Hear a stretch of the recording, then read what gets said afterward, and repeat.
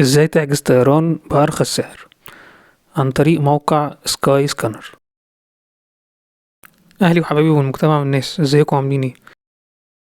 هتفتح موقع سكاي سكانر وتخش على رحلة الطيران وتحدد المطار اللي انت عايز تطلع منه،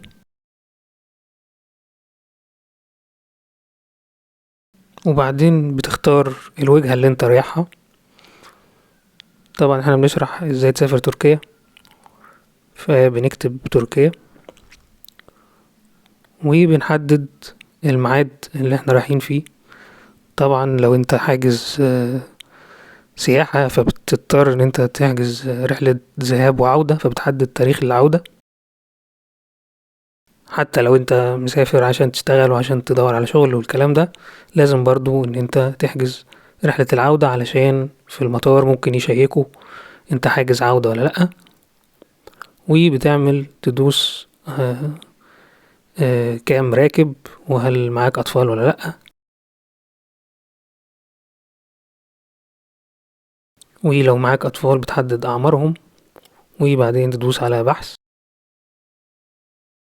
طبعا أنا مخترتش هنا مدينة بعينها أو مطار بعينه، علشان ممكن تختار البلد وهو يجيب لك لو في أرخص مطار هيكون في أنهي مدينة. طبعا في الغالب بيبقى اسطنبول هي أرخص حاجة، لكن في أوقات في السنة بيبقى في مدن تانية أرخص، فلو كده ممكن تختار المدن التانية وبعدين بتعمل بحث. بيطلع لك بقى الأفضل والأرخص والأسرع، فبتختار الأرخص وتشوف أرخص سعر لتذكرة طيران موجودة على شركة ايه. وبعد كده انت ممكن بقى تروح على موقع الشركة بتاع خط الطيران الأرخص دوت وتحجز من عليه التذكرة، أو تختار إن أنت تحجزها من على موقع سكاي سكانر، أو ممكن تروح لمكتب بقى ساعتها وتقوله أنا عايز أختار أشتري التذكرة اللي في الميعاد الفلاني اللي على شركة كذا، وهو يشتريها لك، فأنت تبقى عارف سعرها عشان ما يضحكش عليك في السعر.